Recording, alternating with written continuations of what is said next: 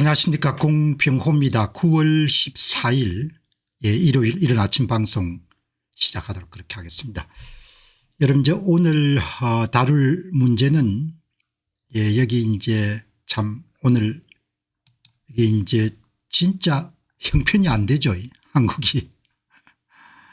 제가 이제 한국의 그런 대외 자산 현황 같은 것을 오늘 여러분 곧 보시겠습니다만은 보니까 국가가 갖고 있는 게 거의 없네요. 15% 정도 대외 순금융자산 가운데 한국 정부가 갖고 있는 게 뭐 15% 제대로 안 되는 겁니다. 그 뭐 대한민국이란 나라가 식민지를 갖고 있었던 것도 아니고 이제 매년 돈 받아 가지고 빠듯하게 쓰고 국채 발행해 가지고 여러분들 돈 좀 채우고 이렇게 해서 한 70년 해왔으니까 대외자산이라는 게 뭐 그게 없을 거 아닙니까? 생각보다 가난하네요. 한국이란 나라가. 민간이 대부분 다 갖고 있는 겁니다. 그러니까 참 그런데 3,500억을 약속을 했으니까 정말 사람들이 뻥도 잘 친다는 생각이 드는 겁니다. 한국 정부가 동원할 수 있는 돈이 없어요. 돈이. 조금 이따 여러분들 자료 보실 겁니다. 그러니까 참 한국 사람들이 뻥은 잘 치는 것 같아요. 그러니까 내가 그걸 보고 야, 이 당신들 무슨 생각을 갖고 3,500억 딱 적당한 것 한 1,000억 불 정도 약속했으면 될 것 같아요. 그러면은 그것도 빠듯합니다. 그러면 트럼프 행정부 5년 동안 한 해 200억 정도니까 그러니까 기존의 한국 기업들이 투자하던 대미 투자 100억 불에다가 조금 더 더블로 하겠다 이렇게 좀 합의를 봤으면 될 건데 3,500억 불을 합의를 봐놓으니까 야, 이번에 보니까 나라 일 하는 사람들 수준이라는 거가 진짜 참 대책이 없다는 생각이 드네요. 나라가 돈이 없어요. 이제 결국은 외환시장에서 돈을 조달해야 되는 건데 그걸 여러분 3,500억 불이면 그걸 어떻게 조달하겠습니까? 연 한 뭐 5로 곱하더라도 700억 불 정도 조달해야 되는데 그러니까 참 주먹구구식인 거예요. 예. 오늘 어쨌든 숫자를 가지고 오늘 한번 살펴보도록 하겠습니다. 자, 이제 오늘 또 여러분 어제도 이제 투자 강연을 많이 했는데 5회 이제 오늘도 여러분들 투자 강연을 5회 뭐 이제 정치 이런 문제는 결론이 안 나지 않습니까? 예, 우리가 노력한다 해가지고 뭐 노력은 해야겠지만 그래서 이제 오늘 또 일요일이고 하니까 투자 강연을 또 오늘 5회 한국 문제 6회 투자 강연 5회 이렇게 여러분들 오늘 일단 한국 문제 다루도록 하겠습니다. 아무튼 간에 이 정부가 이제 어떻게 돌파할지 잘 하기를 바랍니다. 예, 이제 뭐 파토 나면은 25% 이런 관세 내야 되니까 그러면 대미 수출은 올스톱입니다. 지금 아마 이제 오늘 보도를 보니까 인도의 주가도 많이 떨어지고 그다음에 인도 화폐 가치도 많이 떨어지고 그다음에 투자가 거의 급감했네요. 해외 투자가. 이제 객관적 상황은 상당히 불리합니다. 이 불리한 이유가 뭐 딴 게 있는 게 아니고 캐나다하고 미국하고 관계도 그렇고 멕시코하고 미국 관계도 그렇고 캐나다하고 멕시코는 각각 미국의 수출 의존도가 70% 80% 되고 미국은 여러분 캐나다하고 멕시코 수출 의존도가 뭐 한 자리 숫자니까 절대적으로 불리한 거죠.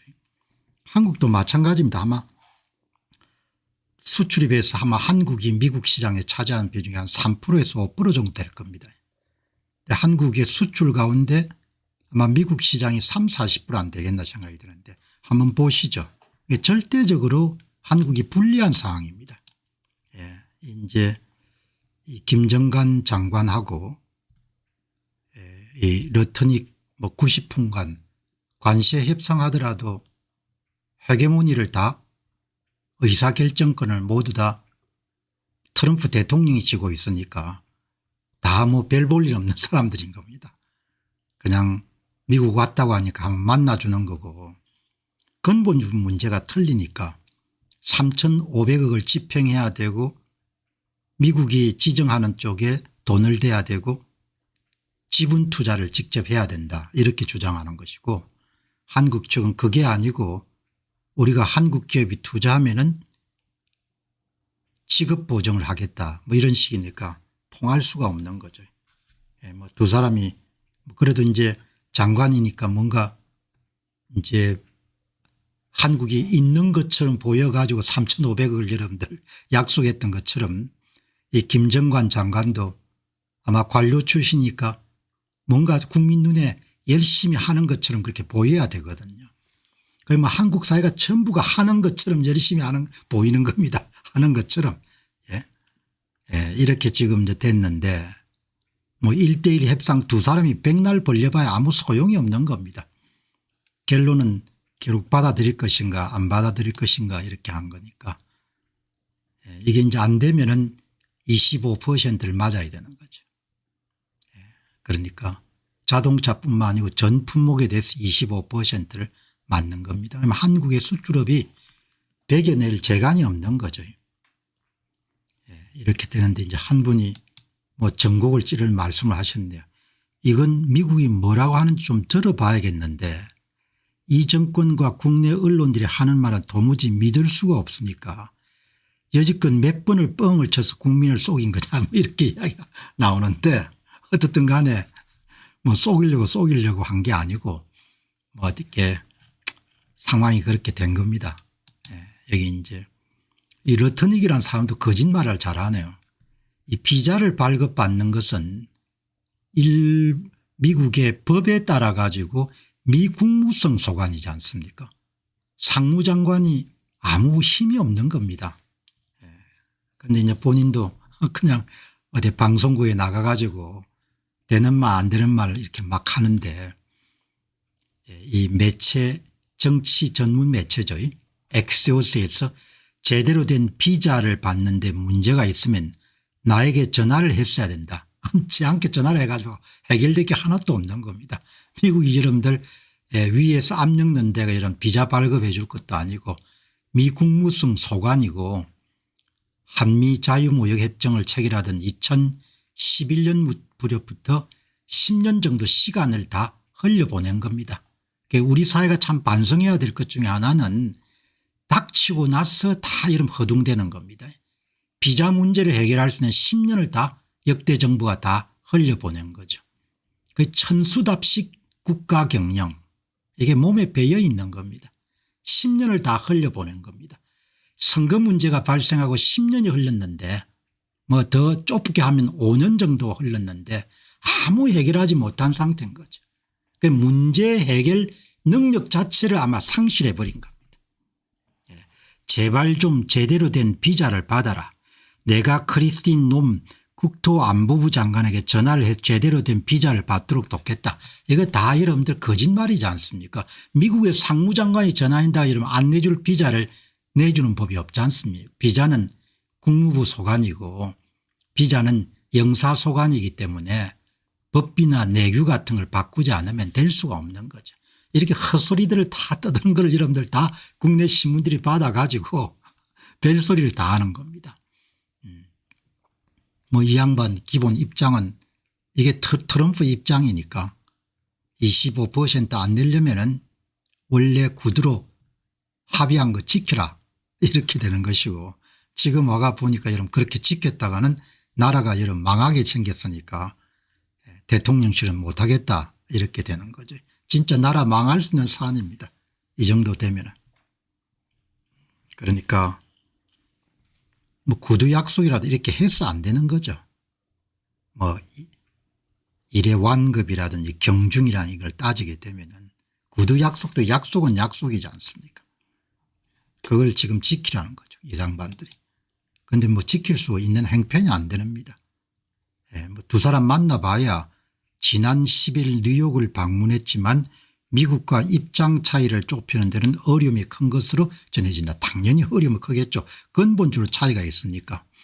미국이 원하는 대미 투자펀드 모델을 한국이 수용하지 않을 경우 뭐 다른 분야에서 압박 그거보다도 25%를 내고 이제 수출해야 되는 겁니다. 그게 가장 큰 문제인데 지금 이제 이게 여러분들 힘든 게 무역 비중이 완전히 일방적이지 않습니까? 한국은 절대 의존을 하고 미국은 대체 가능성도 있고 한국 의존도가 낮습니다. 한국 수출에서 미국 비중이 한 15에서 20%, 특히 비교적 흑자를 많이 남기는 자동차하고 반도체가 미국 의존도가 압도적이죠. 미국이 한국에 대한 의존도는 수출의 3.7%, 수입에서 4.4에서 5% 정도니까 한국산 수입 안 하면 일본산 수입하면 되는 것이고 그렇게 되는 거죠. 구조적으로 한국이 불리한 입장에 있는 겁니다. 한국이 수출입 과정에서 문제가 발생하게 되면은 뭐 일본, 중국, 대만으로 다 바꿀 수가 있는 겁니다. 대체 가능성이 높은 거죠. 절대적으로 여러분들 불리한 입장에 정신 승리를 해가지고 뭡니까 이길 수 있는 그런 입장이 아닌 거죠. 이게 똑같은 상황이 캐나다하고 미국 사이에 있는 일이고 멕시코하고 이런 미국 사이에 있는 일이고 이 같은 무역의 비대칭성은 투자펀드 분쟁에서 미국의 협상력을 강화합니다. 이건 뭐 어떻게 해볼 도리가 없는 겁니다. 대미펀드 협상이 실패할 경우에 미국 입장에서는 잃을 것이 없는 것은 아니지만 적고 한국의 입장에서는 자동차와 반도체 등에서 큰 타격을 입을 가능성이 높습니다.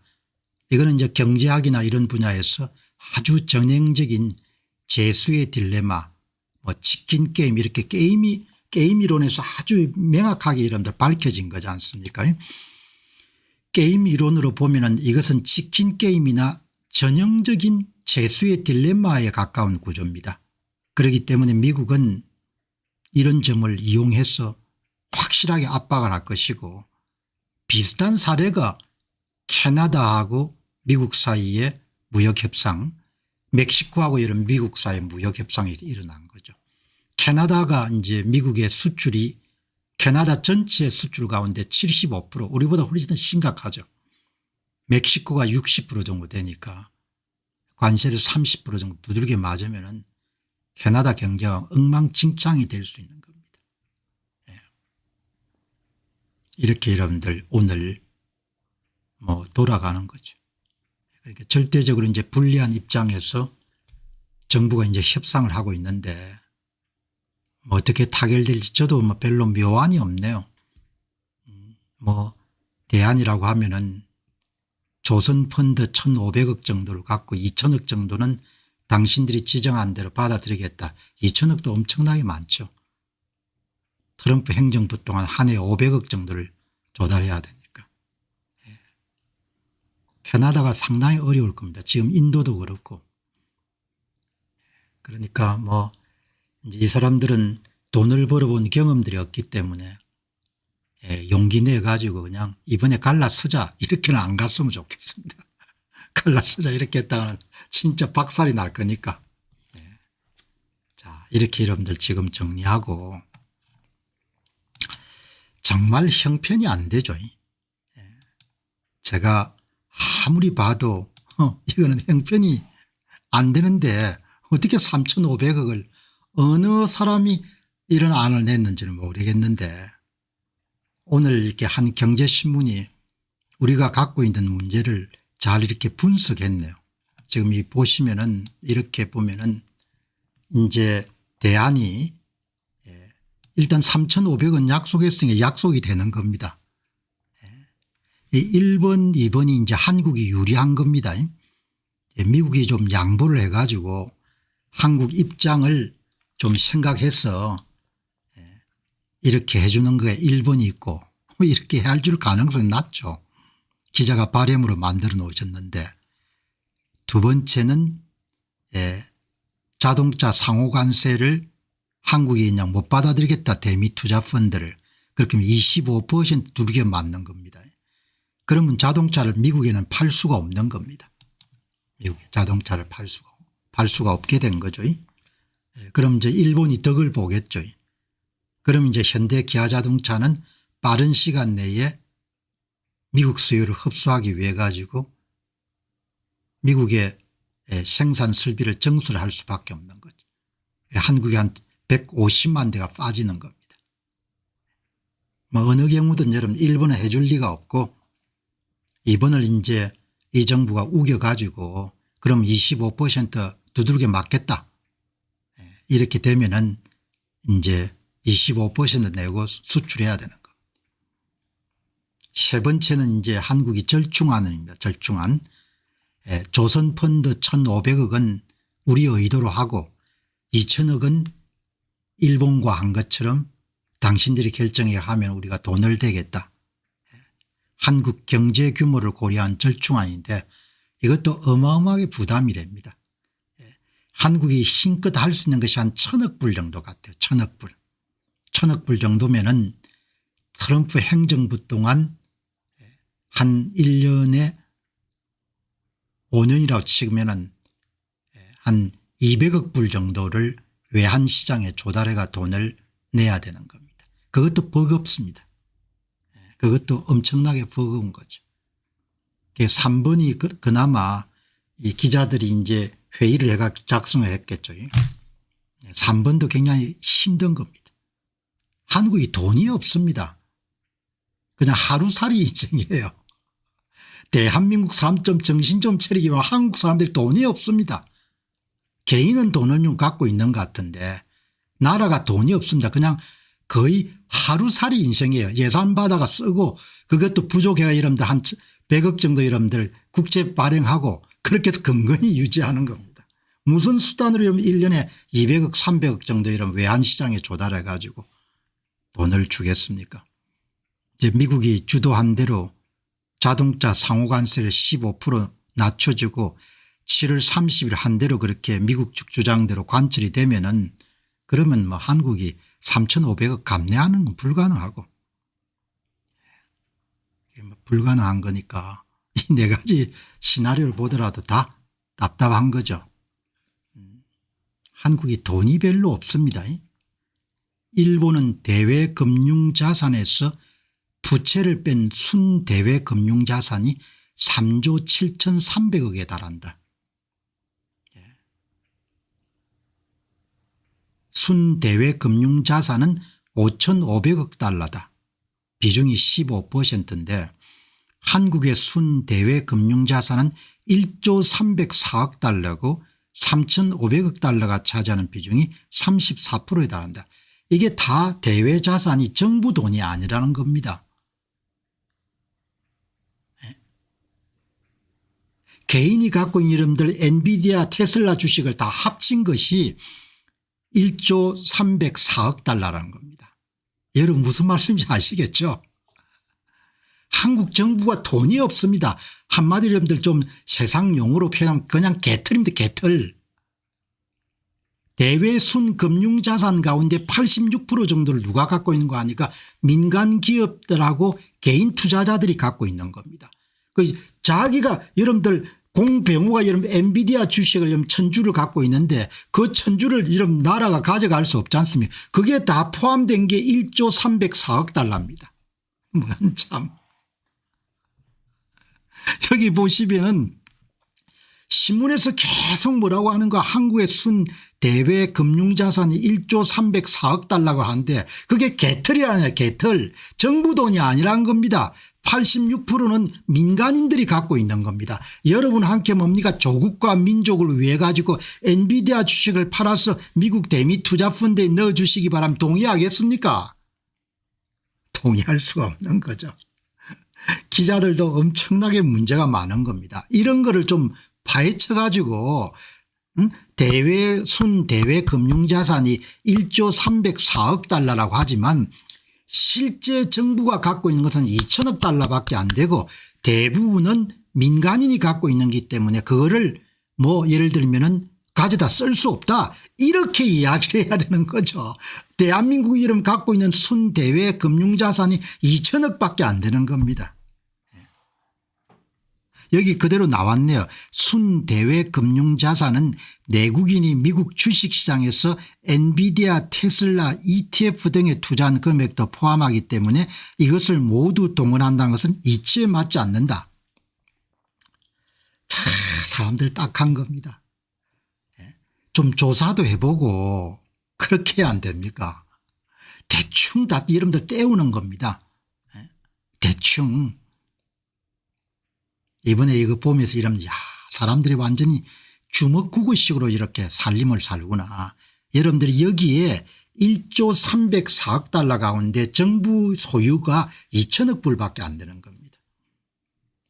2천억 불 정도. 그게 아무 의미가 없는 숫자입니다. 여기 이제 뭐 이렇게 여러분들 뭐 한국의 외환 보유액의 84%고 순대외 채권의 이름 98%고 뭐 이런 게 많은데 아무 의미가 없는 겁니다. 정부가 이름 동원할 수 있는 돈은 한국의 순대외 금융자산 가운데 86%가 민간인이 갖고 있다야. 예? 이런 SK그룹이 갖고 있는 대외 순금융자산 가운데 조국과 민족을 위해서 이런 징발하면 징발당하겠습니까? 말이 안 되는 거죠. 그러니까 여기 보시면은 현실적인 절충안은 조선협력펀드 전용 1,500억 달러를 사수하는 방안인데 대신 2,000억 달러를 트럼프 임기 안에 프로젝트로 지원한 것이다. 그럼 여러분들 2,000억 불 정도가 되면은 2,000억 불 정도 되면 한 해 500억 불을 여러분들 미국에 줘야 된다는 이야기인데 500억 불을 어떻게 줍니까? 500억을 주고 나라가 어떻게 견디겠냐고요. 아마 1년에 한국의 대기업들이 대미 투자 100억 불 정도 할 겁니다. 그러면 잘해봐야 1년에 200억 100억 더 써가지고 200억에 이러면 5년 하면 1,000억 불 되는 거죠. 1,000억 불 정도 여러분들 버텼어야 되는 거죠. 그런데 미국은 투자 규모를 양보하지 않을 경우 투자 기간을 늘릴 수 있는데 그거는 뭐 도널드 트럼프 대통령은 받아들이기 힘든 거죠. 본인 재임 기간 중에 다 마무리해야지 뭐 다른 사람들이 맡아가지고 그렇게 받아들이기는 힘들겠죠. 그러면 대미 자동차 수출은 타격이 불가피하고 반도체 여러분들 이제 관세가 굉장히 심하게 때리겠죠. 왜 약속을 했는지.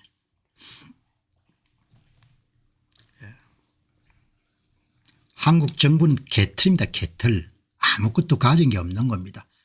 하루살이 인생하고 똑같은 거예요. 대외 자산의 대부분을 민간이 갖고 있는 겁니다. 한 언론도 이러면 이거를 보도를 안 하는 겁니다. 모든 기사가 천편일률적입니다. 한국 외환 보유액의 84%다. 3,500억 불이. 한국 정부가 동원할 수 있는 게 기껏해 한 2,000억 불 정도 여러분들 부채 빼면은 대외 순자산을 갖고 있는 거. 그렇게 할 거 아닙니까? 한국이 뭐 식민지를 가졌던 것도 아니고. 매년 여러분 예산 받으면 전부 다 맞춰가 썼을 테니까. 그러니까 말이 안 되는 거죠. 앞에서 말씀드린 것처럼 한번 보시죠. 여기. 한국의 대외 금융자산을 한번 조사를 한 겁니다. 부채 다 포함해 가지고 한국이 4조 7천억 불, 일본이 14조 5천억 불입니다. 한국 기업들이 대출을 받아서 투자한 게 굉장히 많습니다. 한국이 85에서 88% 정도가 민간 부분 비중이고 정부가 12에서 15%밖에 안 되는 겁니다. 해외 자산 가운데 대부분이 민간 대기업들이나 한국의 금융기관들이 소유하고 있는 겁니다. 여기는 부채가 이런 포함이 된 거죠. 그러면 자산에서 이런 부채를 빼면은 대외 순금융자산이 얼마 되는지 이게 굉장히 중요한 여러분들 자료입니다. 한국과 일본의 순대외 금융자산. 1조 8천억 달러 정도 됩니다. 그래도 많이 그동안 여러분 벌은 겁니다. 일본이 3조 7천억 달러입니다. 이거를 1조 8천억 달러 가운데 86%를 민간이 갖고 있는 겁니다. 민간이. 한국은 아주 예외적인 나라입니다. 국가보다도 민간이 대외 순자산을 압도적으로 많이 갖고 있는 나라인 겁니다. 한국의 대기업들이 해외에 많이 투자를 했기 때문에 이게 가능한 거죠. 정부는 돈을 거의 갖고 있지 않습니다. 2천억 불에서 2,500억 불 정도밖에 갖고 있지 않는 겁니다. 정부 부분의 비중이 14%입니다. 굉장히 이런 중요한 일입니다. 이게 순대외 금융자산이 한국이 1조 8천억 불 2340조 원 정도가 되는데 민간이 86%를 갖고 있는 겁니다. 민간이. 한국은 글로벌 최고 수준으로 민간이 해외 자산을 만드는 민간 중심 자본 출자형 경제인 겁니다. 정부가 개털인 겁니다. 아무것도 갖고 있는 게 아닌 겁니다. 정부가 지금 260조밖에 안 갖고 있는 겁니다. 아마 이거는 해외에 있는 공간들 뭐 영사관 대사관 이런 걸 다 합친 부동산을 다 합친 것이 아마 제가 보는 260조 원 정도 되는 겁니다. 나라가 엄청나게 가난한 겁니다. 아무것도 갖고 있지 않는 겁니다. 이게 14%밖에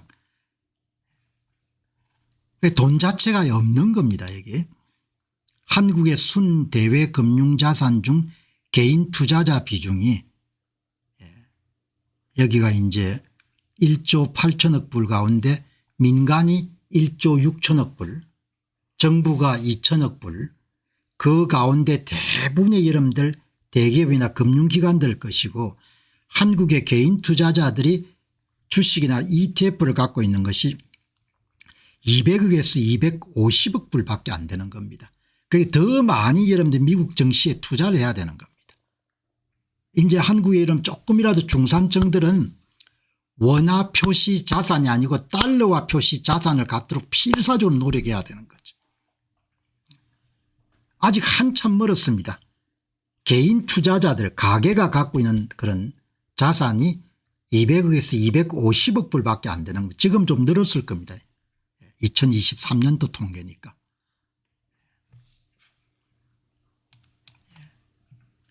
여기 보시죠. 이게 2023년 통계니까 조금 많이 늘었을 겁니다. 그동안 ETF 투자가 한 156조 해외입니다. 그다음에 개인이 주식을 갖고 있는 게 해외 주식 해외 시장에 상장된 117조 해외 채권이 한 65조인 겁니다. ETF 시장이 엄청나게 많이 커진 겁니다. 한 40에서 50% 정도. 이번에 여러분들 한국이 돈을 얼마나 갖고 있는지 한번 보시기 바랍니다. ETF 비중이 현저하게 지금 한 60% 정도 육박할 것 같아요.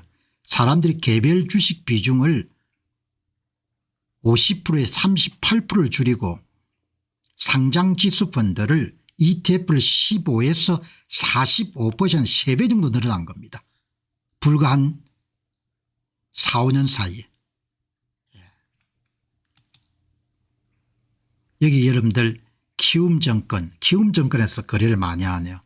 사람들이 뭐 키움증권이 좀 편리한 모양이네요. NH투자증권, 삼성증권, 신한금융투자 그러니까 미국 증시에 거래하는 개인 고객들이 가장 키움증권을 많이 사용하고만요. 키움증권을. 전체 가계가 해외 투자 가운데 ETF가 45% 지금 한 50%까지 올라갔을 겁니다.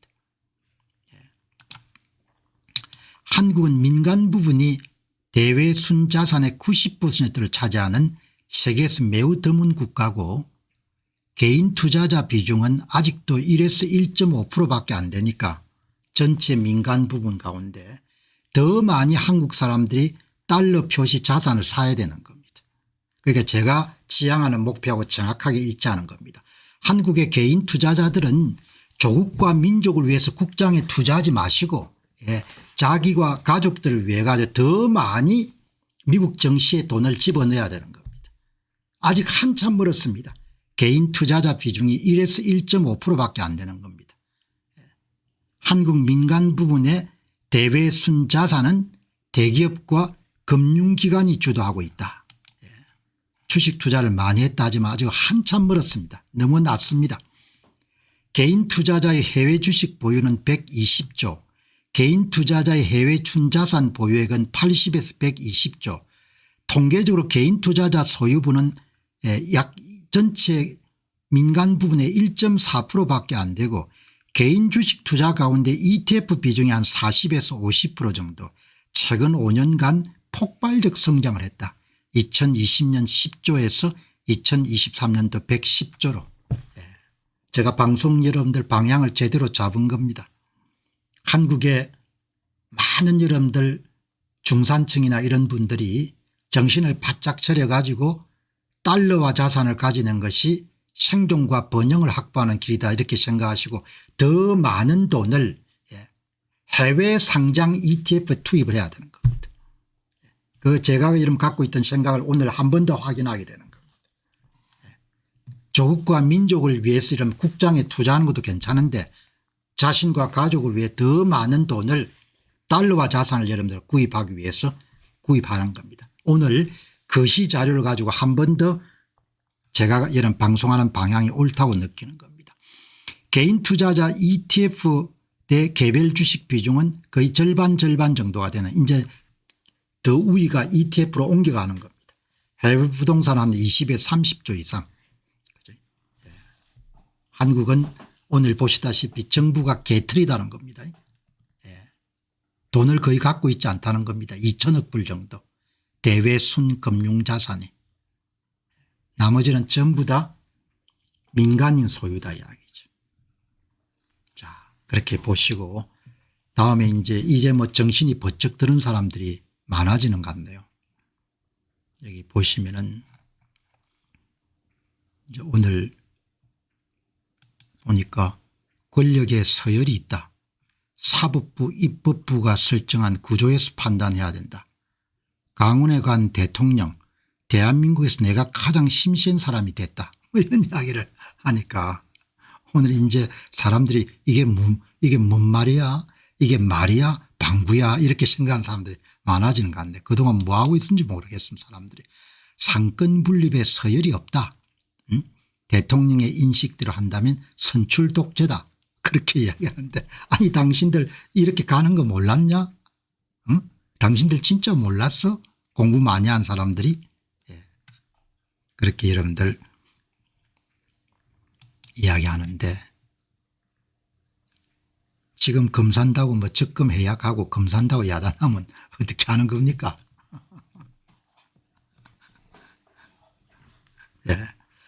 송호근 한림대 석좌 교수는 선출 권력이 우선이라는 것은 상권 분립이란 민주주의 기본 원칙에 어긋난다.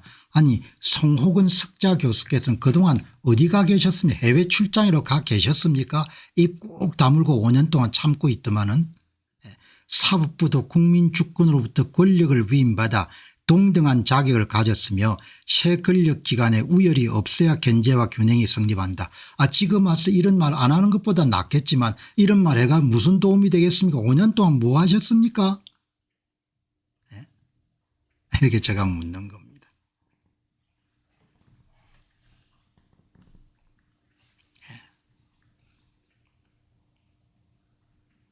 내가 방송을 그렇게 이름 열심히 했는데 지금 검사하겠다고 이렇게 하면 어떻게 하는 겁니까? 내가 방송을 그냥 방송을 들으셨는지 안 들으셨는지 금이 한금성이 있습니까? 참 사람들. 내 방송을 열심히 들으면 좀 개선이 있어야 될 거 아닙니까? 참. 정신 좀 차립시다. 내가 김 팍 안 빠지게. 항도수 건국대 법학전문대학원 교수. 헌법은 물론 다른 어느 법률에도 선출대 권력이 사법보다 우선한다는 규정은 없다. 말씀 맞는 이야기죠. 그럼에도 권력 서열을 나눈 것은 대단히 위험한 위험적 발상이다. 이게 왜 발생했는지 5년 동안 그동안 황도수 교수께서는 어디가 계셨습니까? 지금 와서 뭐 안 하시는 것보다 낫겠지만 이런 말씀을 해 주시니까 고맙긴 하는데 뭐 크게 도움이 되겠습니까?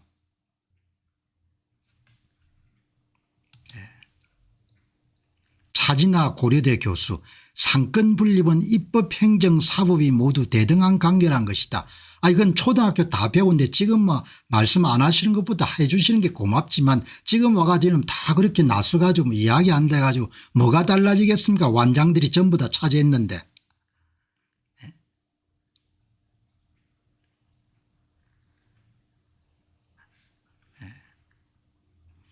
강 건너 불처럼 뭡니까? 먼 나라 이야기처럼 전부 다 이러면 입 꾹 다물고 있다. 지금 와가지고 뭡니까?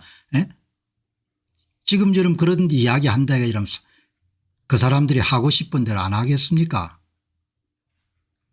여러분 같으면 안 하겠습니까? 선출 권력이 우위라고 한다면 헌법재판소에서 입법부가 만든 법률에 대해서 위헌 법률 심판을 하고 선출된 대통령까지 탄핵 심판한 것이 어떻게 설명할 수 있겠냐, 장영수 교수가 이야기하네요. 아니 지금처럼 와가지고 21세기하고도 25년이 지난 시점에서 중학교 때 배웠던 상권 분립을 가지고 이렇게 이야기해야 되니까 내가 얼마나 이러면 한심하겠습니까? 그래서 내 입에서 그냥 조선이라는 이야기가 절로 나오는 겁니다. 중학교 여러분들 사회교과서에 배우는 상권 분립을 지금 이야기하고 있으니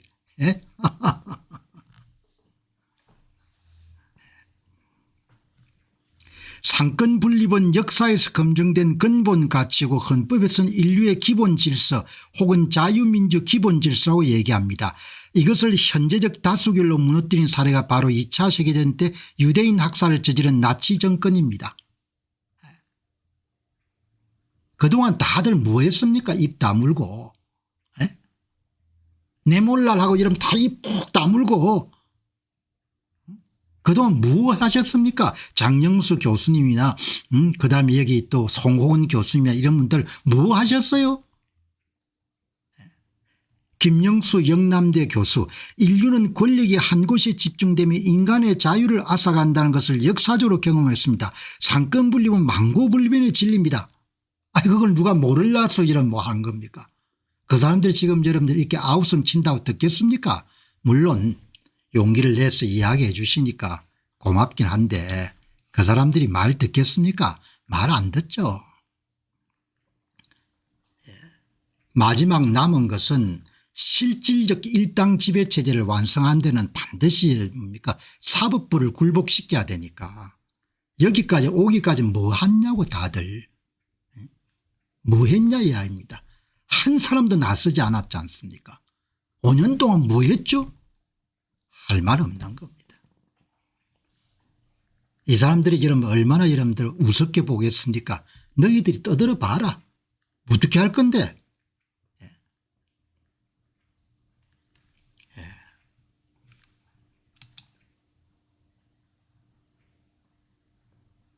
이렇게 이야기 나오는데 이게 이제 오늘 조선일보 일면 톱이거든요. 지금 네팔의 시위 여러분 보셨죠? 어제 저도 저녁 먹고 네팔의 여러분들 요즘에는 현장 취재하는 유튜브들이 있으니까 유튜브들 그걸 보면 현장에 대충 네팔 역사를 깊숙이는 모르지만 상황이 어떻게 되는지를 다 알 수가 있는 거죠. 혼돈의 네팔, 장관이 옷을 벗겨진 채 시비대로 끌려다녔다. 이게 몇십 년이 걸려 터진 거지 않습니까? 또 이런 일을 반복을 해야 되냐 이야기야. 지금 체제는 4년에 끝날지 40년에 끝날지 400년이 끝날지 알 수가 없는 겁니다.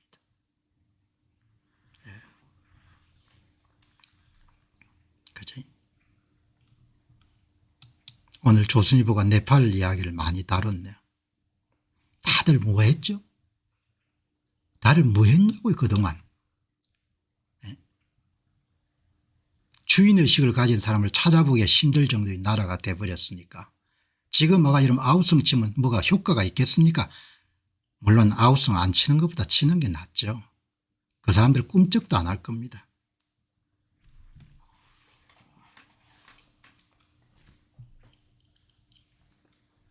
네.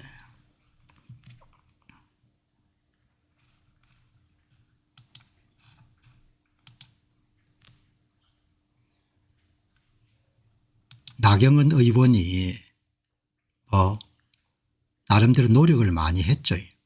노력을 했는데 본인도 이제 현직 정치인이니까 정치를 해야 되니까 그러니까 나경원 의원도 지난 총선에서 한 60% 정도 당일 투표를 받았으니까 간신히 당선된 거 아닙니까?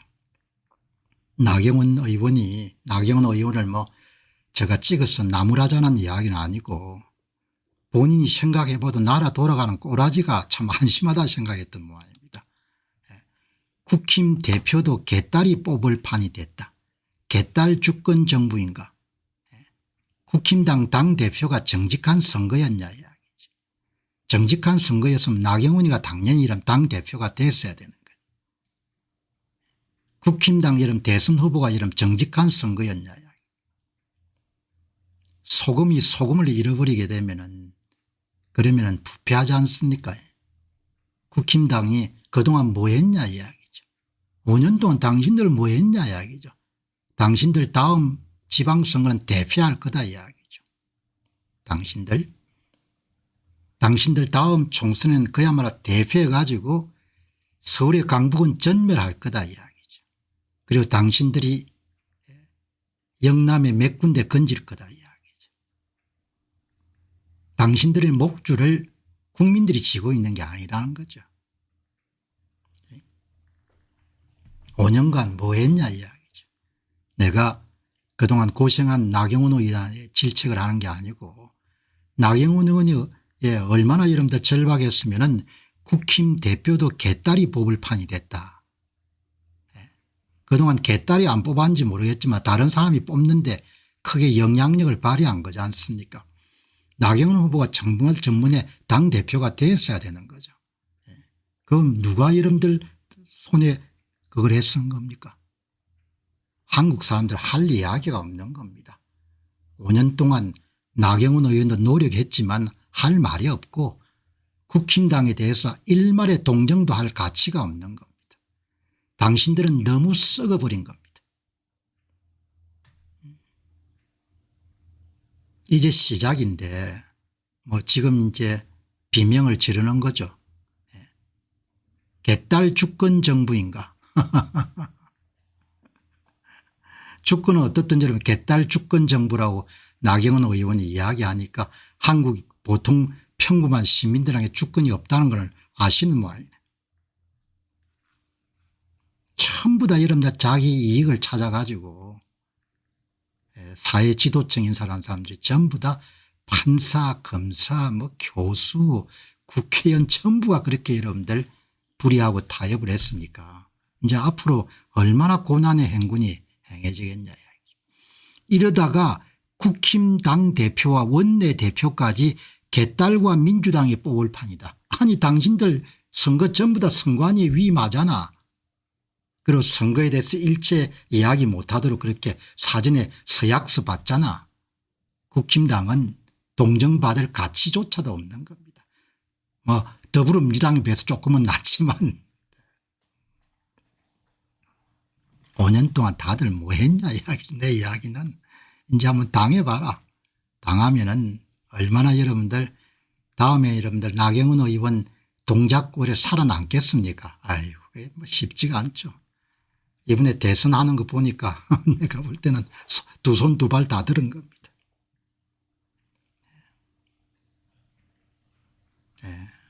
어떻든 나경원 의원이 울분에 찬 그런 글을 이러다 국힘 당대표 원내대표까지 개딸과 민주당이 뽑을 판이다. 국민하고 관계없는 일이 됐으니까 행사가.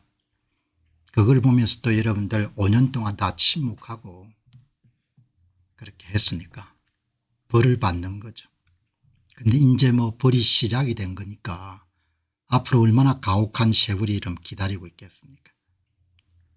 누가 되든 뭐 그런 데는 내가 별로 관심이 없고 어떻든 간에 좀 모든 게 정의롭고 공정해야 되는데 그런 부분들에 다 이제 무너져 내렸으니까 자신들의 정치적 이익만을 위해 내란몰이로 국민을 기만하고 탄핵에 반대했던 국민들을 비하하는 것이야말로 반헌법적 정치는 아니겠냐. 뭐 그 사람들이 다 총칼을 다 쥐게 됐으니까. 그렇게 해서 이제 민주당 검사를 만들고 민주당 법관을 만들고 민주당 국회의원을 국힘당에 심고 지방 권력을 전부 다 장악하고 경찰을 하수인처럼 부리고 그렇게 돼가는 거죠. 그게 뭐 뻔히 보이는데 그래도 옛날에는 참 보수 정당이라고 해서 조금 동정도 하고 힘도 더하고 이렇게 했는데 아유 당신들 보니까 썩은 그런 냄새가 너무 진동해 가지고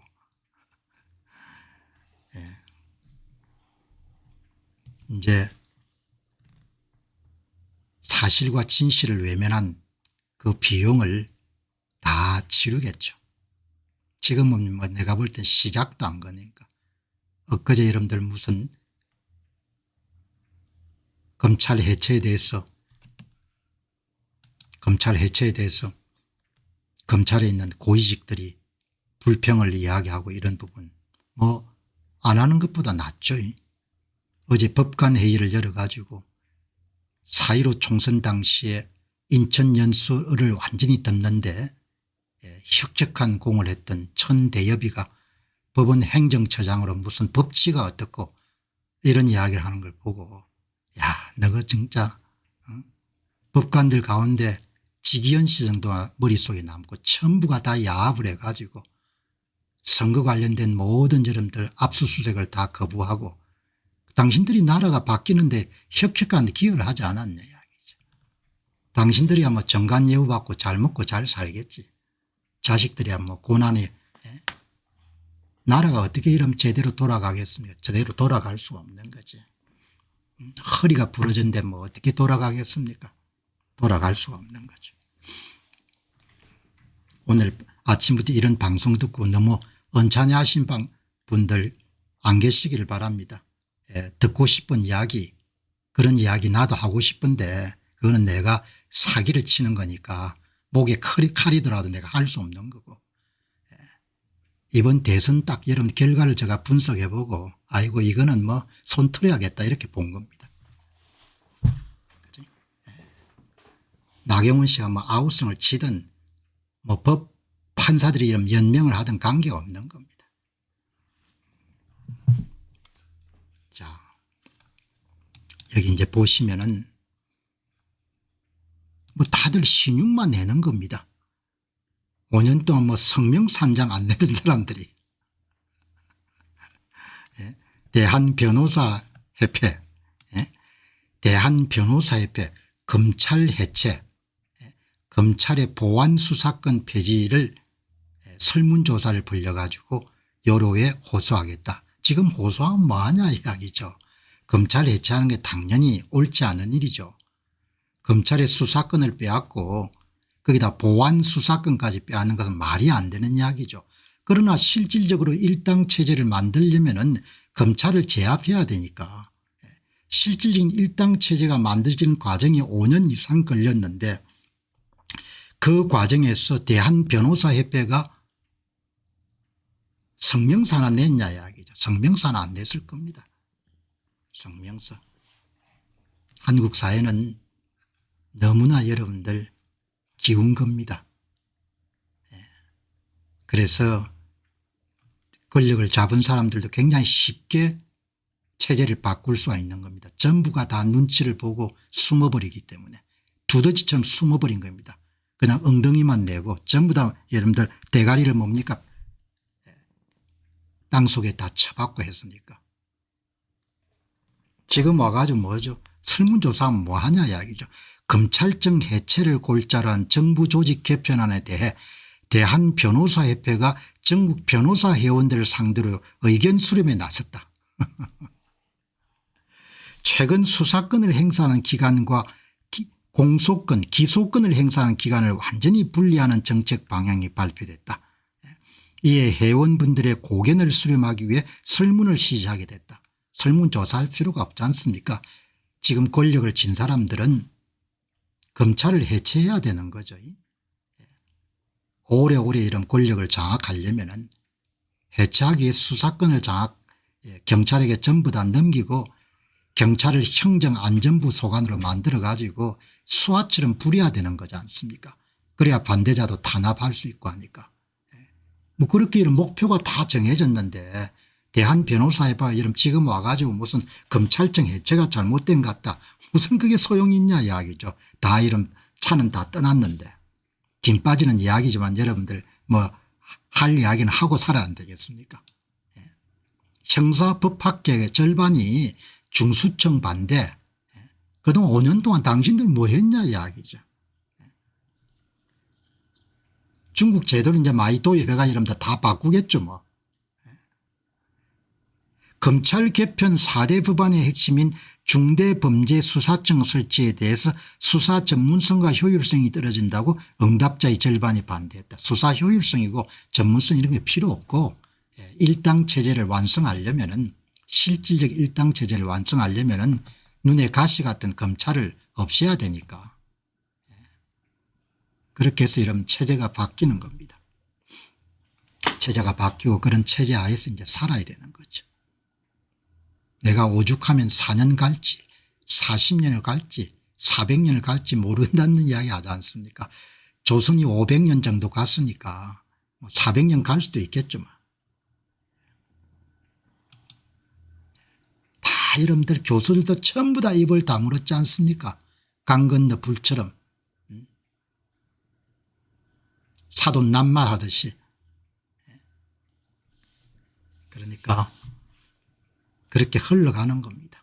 그 멀쩡한 나라가 그냥 그렇게 해서 되찾기가 앞으로 얼마나 힘들겠습니까? 네팔 청년들 보시기 바랍니다. 몇십 년이 걸려가지고 그렇게 이제 한국 사람들은 그렇게 저항하지는 않을 테니까. 중수청을 행정안전부 산하에 설치하는 것에 대한 의견이 교수들이 반대가 46% 찬성이 36%나 나오네요. 대책이 없는 겁니다. 공부들은 뭐 하려고 하는지. 법학 여러분들 형사법 전공한 교수들 가운데 중수청을 행정안전부 산하에 설치하는 것에 대해서 36%가 찬성하는 겁니다. 그지? 공안국가라는 게 딴 게 있는 거 아니지 않습니까? 공안국가라는 것이 국가 권력이 수사권을 독점하는 거지 않습니까? 그걸 공안으로 부르든 경찰로 부르든 찰경으로 부르든 순사로 부르든 그건 별로 중요한 게 아닌 거죠. 경찰이 국가 권력이 행정 권력이 수사권을 장악하는 겁니다. 그 모두를 범죄자로 만들 수 있는 거죠.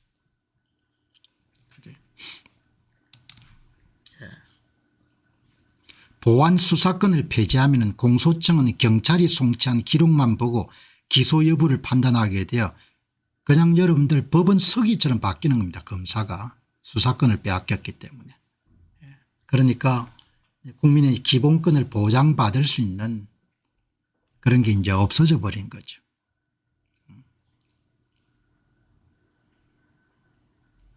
이렇게 지금 이제 돌아간 겁니다. 돌아갔으니까 답답한 나라 이야기인 거죠. 그래도 영 안 다룰 수가 없으니까. 토론회에 참석한 학자들은 검찰 권한을 축소하는 방향만 강조될 경우 경찰 권력이 과도하게 확대될 수 있다. 그래서 경찰국가로 가는 길이지 않습니까? 경찰국가. 경찰국가로 가는 길이 시작이 된 거죠. 여기 이제 오늘 몇 분이 보니까 검찰청 없애는 것 자체가 위헌 아닙니까? 위헌이고 이런 게 이제 별로 의미가 없는 겁니다. 우리가 하면 합헌이고 우리가 여러분들 반대하면 위헌이 되는 거죠. 반대하면 뭘 하겠나? 반대 의견을 들은 척이나 하겠나? 그래서 국민들이 주인이 아닌 겁니다. 세금만 내는 기계가 되어버린 거죠. 검찰 해체하려다가 무소불위 경찰을 맞을 수가 있다. 그 정치 경찰이 권력에 휘둘린다면 그렇게 가는 거지 않습니까? 권력이 하라는 대로 하명을 받아가 수사를 하는 거죠. 그리고 이제 인민을 통제하는 방식을 많이 수입해 가지고 국민을 통제하나 하겠습니까? 답답한 이야기입니다. 그러나 뭐 내가 체념하는 건 아니고 세상사에는 모두 다 때가 있는데 그 귀한 5년을 대통령이야 전부가 다 여러분들 그냥 남일처럼 간 건너 불처럼 사돈 낱말하듯이 그렇게 무관심했고 무심했고 비겁했고 그렇게 넘긴 겁니다. 그래서 여기까지 온 거고, 그래서 뭐 앞으로 한국 상황이 많이 어려워지겠죠. 자, 여러분 이제 진짜 한국 이야기는 참 답답합니다. 예, 답답하기 때문에 그렇게 뭐 영 제가 안 다룰 수는 없고, 이제 오늘 마침 의무를 다 하듯이 다 마쳤으니까 이제부터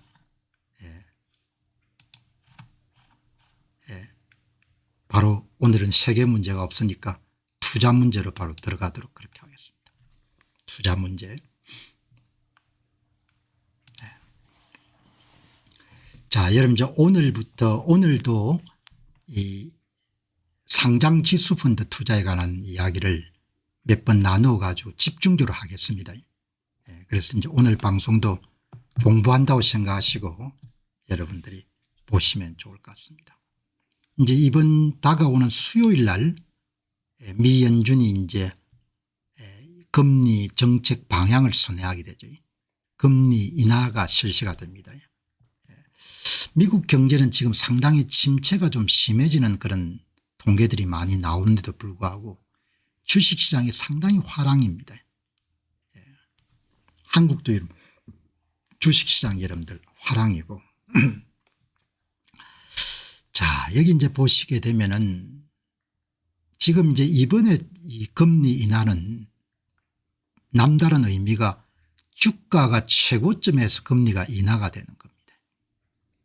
그래서 이제 미국의 전문가들 이야기를 한번 들어보시게 되면은 되게 정론을 펼치는 쪽에 가깝다라고 생각하는 사람들이 두 가지를 제시하네요. 물가가 상당히 앞으로 많이 오를 것 같다. 인플레이션 심화, 동시에 주가가 많이 오를 것 같다. 그리고 주식이나 집처럼 자산을 가진 사람들하고 그렇지 않은 사람의 격차가 확대될 것 같다. 그렇게 되게 결론이 지어지네요. 여기 이제 제가 자주 인용하는 코베시 레타, 이게 굉장히 중요한 사건인 모양입니다. 드디어 때가 왔다. 수요일 날 미연준이 2025년에 처음으로 금리를 낮추기 시작한다. 수요일에 연준은 2025년 들어 처음으로 금리를 인하할 것이며 그 이후로 부진한 노동시장을 내세울 것이다. 1996년 이후에 미국의 대표 주가지수인 S&P 500 지수가 사상 최고치를 기록하고 있는 가운데 미 연준이 금리를 인하하는 세 번째 해가 될 것이다. 결과가 어떻게 나올 것인가, 이런 문제를 오늘 다룬 겁니다. 주가 최고점에서 금리 인하가 단행이 되고, 여기 이제 보시면은 이게 1996년 이후에 주가가 가장 고점 1929년 1965년 1999년 닷컴 위기입니다. 이런 가장 고점에서 이제 인플레 위험이 도사리는 가운데 다시 이제 금리가 낮아지는 겁니다. 여기 이제 보시면은 이게 아폴로가 아마 아폴로 자산운용, 큰 여러분들 자산운용사죠. 블랙록 같은 그런 회사입니다. 이 전망해 놓은 거 보시기 바랍니다. 인플레이션이 상당히 심해지겠다는 거죠. 아폴로가 인플레이션에 대한 금리 인하에 대해서 말합니다. 이번 주 미 연준은 2021년과 1970년대 보았듯이 상승하는 소비자 물가지수 인플레이션도 불구하고 금리 인하를 단행할 것으로 봅니다. 아폴로 자산운용은 인플레이션이 1970년대와 유사한 경로를 따를 것이고 당시 인플레이션은 두 개의 뚜렷한 정점을 찍었다고 언급합니다. 자, 그리고 여러분들 이 그래프를 제시하는 겁니다. 여러분 여기 초록색이 실제로 여러분들 거는 물가지수, 거는 물가지수가 여러분 여기까지가 거는 물가지수입니다. 이 초록색이 실제입니다. 그럼 여기에 여러분들 좀 푸른색 비슷한 이 커브는 무슨 커브를 이야기하냐. 이거는 1970년대 여기 보시면은 이거는 1974년부터 1982년까지 인플레이션 추이를 연장을 한 겁니다. 이렇게 연장을. 그렇게 연장을 해보게 되면은 결론이 뭔가 하니까 물가가 상당히 여러분 오를 것 같다는 이야기죠. 그죠? 물가가 상당히 오를 것 같다. 그렇게 지금 예상을 하는 겁니다. 그래서 1970년대 인플레이션 시기와 현재 모두 인플레이션이 한 차례 정점을 찍은 후에 소폭 꺾이는 것처럼 보였습니다. 1970년대도 그랬고 이번도 금리를 동결을 하거나 인상을 시켜가지고 인플레이션을 꺾었는데 1970년대도 인플레가 다 잡혔다고 생각하고 이런 물가를 낮췄는데 이때부터 여러분들 인플레가 굉장히 급속하게 악화됐다는 거죠. 이번도 이렇게 될 가능성이 높다는 겁니다. 가능성입니다. 가능성. 가능성을 여러분들 이야기를 한 겁니다. 가능성을. 이 가능성이 연준이 금리를 인하하자 인플레이션은 다시 급등하며 훨씬 더 높은 두 번째 산을 만들었습니다. 이것은 통화정책이 너무 일찍 완화되면서 인플레이션이 재점화된 결과로 해석됩니다. 이때도 인플레이션을 잡혔다고 여러분들 금리를 낮추니까 여러분들 금리 인플레가 급등해가 혼이 났는데 이번도 그렇게 될 것 같지 않냐 이렇게 아폴로 자산운용에서 여러분들이 이렇게 예상을 한 겁니다. 자, 그래서 참조하시고 자 그러나 주가는 많이 오를 것 같다는 거죠. 그러면 뭐 여러분이 보고 판단하시기 바랍니다.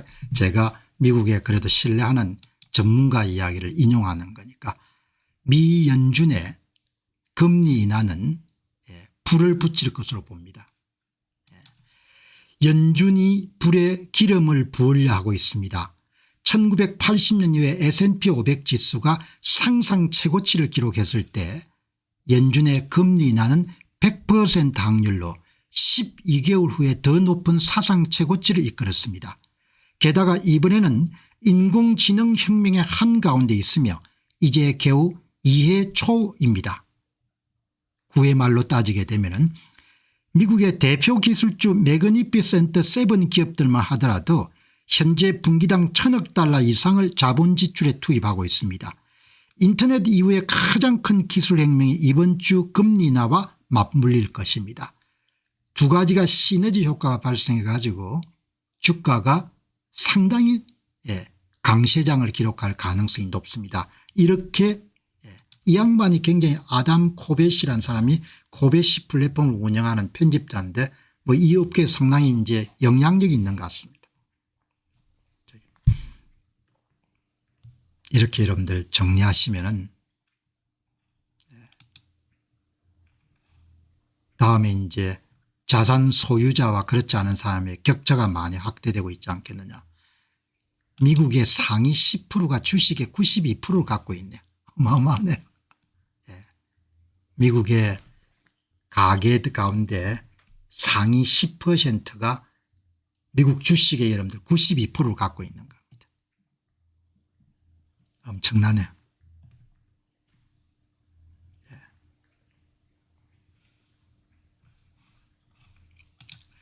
역사는 금리 인하가 시작되면 장기 자산 보유자들이 보상을 받을 것이라고 말합니다. 이것은 빠르게 커지고 있는 빈부격차가 더 커질 것이라는 의미입니다. 현재 미국 상위 10%가 전체 부에서 93%를 소유하고 있습니다. 이 매체에서 그 전에 여러분들 여러 번 이야기를 했죠.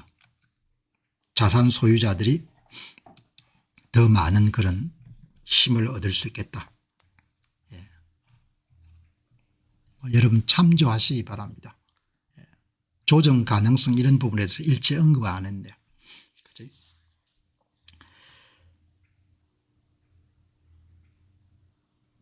자, 여기 이제 오늘 여러분 이 미국의 성장주 투자, 오늘 이제 ETF 공부 좀 더 해보도록 하겠습니다.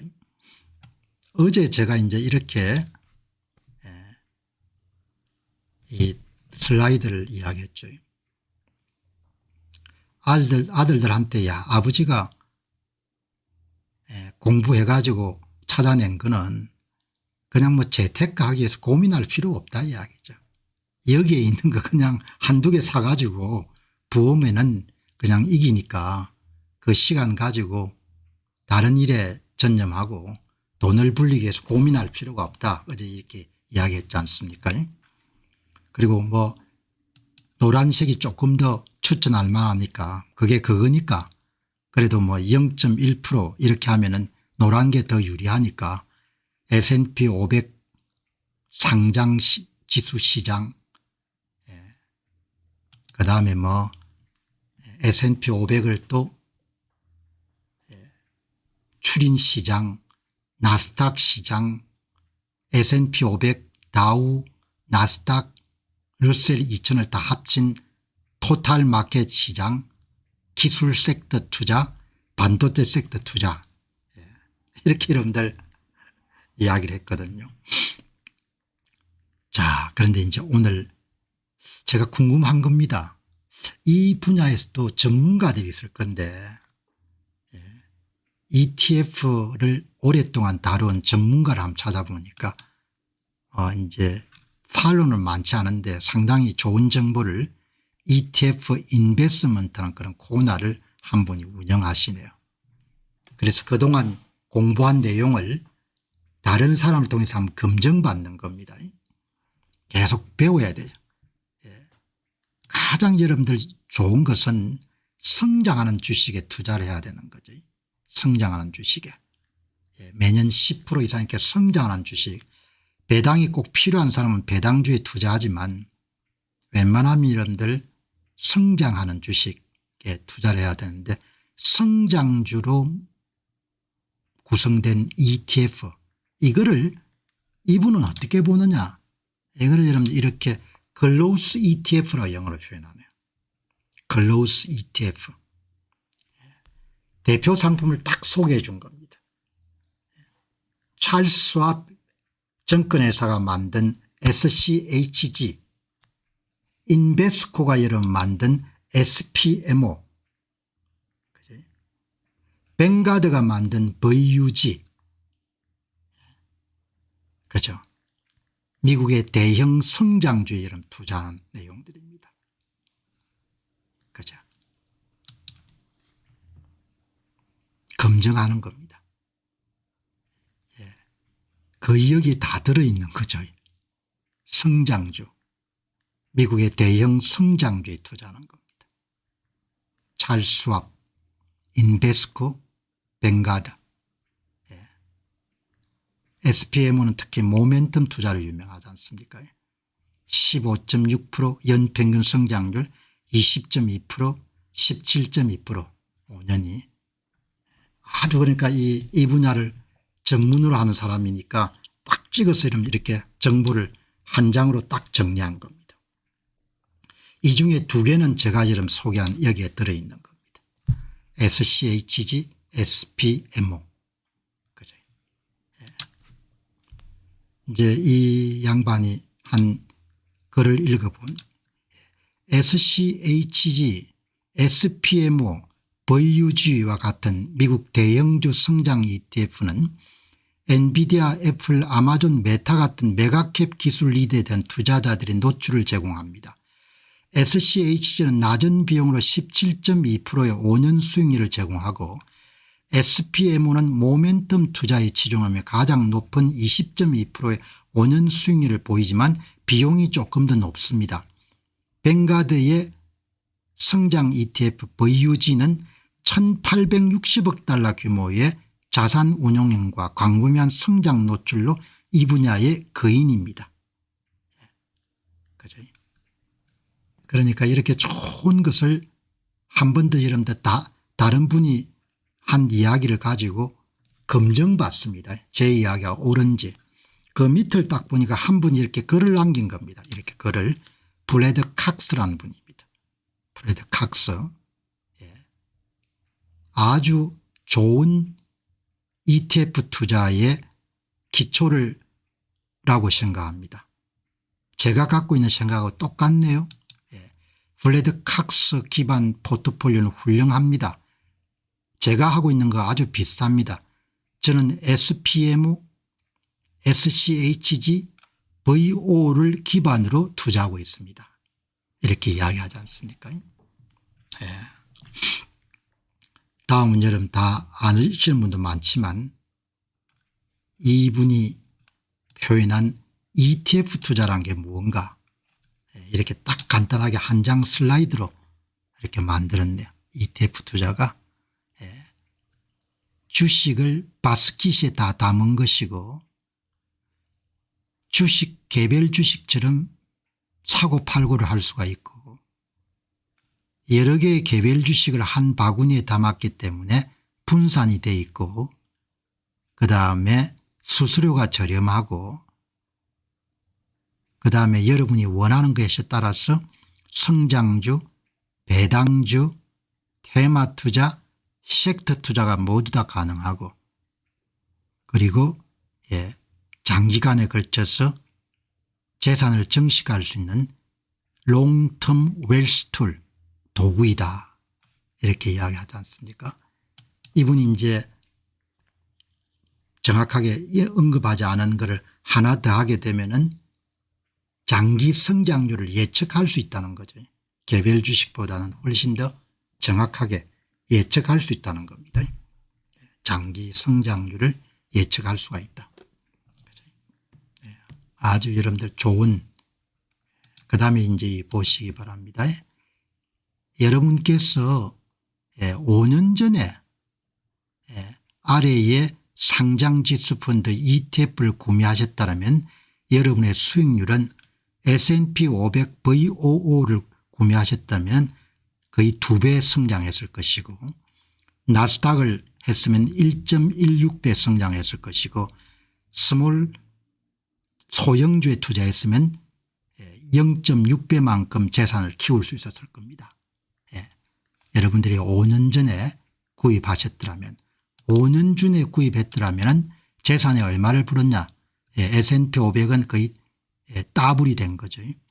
나스닥은 더블에서 16% 정도 더 버는 것이고. 그러니까 이렇게 섹터 투자인 리츠에 투자했으면 16%밖에 못 버는 겁니다. 본드에 채권에 투자했으면 마이너스 15%인 겁니다. 그래서 투자 방향을 잘 정하는 것이 어마어마하게 중요한 겁니다. 투자 방향을. 투자 방향을 이렇게 착하게 여러분들 잡아야 되는 거죠. 첫째도 둘째도 셋째도 성장 ETF를 투자를 해야 돼. 성장 ETF를. 이렇게 분야를 선택하에 따라서 손실이 엄청나게 큰 겁니다. 부동산 신탁을 투자했으면 16% 재산이 거의 안 늘어난 겁니다. 채권에 투자했으면 마이너스 15%인 겁니다. S&P 500에 이름 투자했으면 2배가 됐는데 S&P 500 중에서 이름들 절반만 선택한 SCHG를 선택했으면 거의 한 120% 정도 성장했겠죠. 그죠?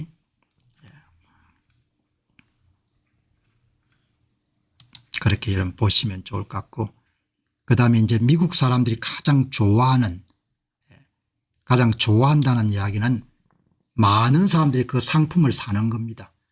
그래서 상품을 만든 회사의 운용자산 규모가 큰 회사 10개를 여러분들 고른 것을 이분이 또 제공했네요. 10개입니다. 톱 10 ETF. 그죠?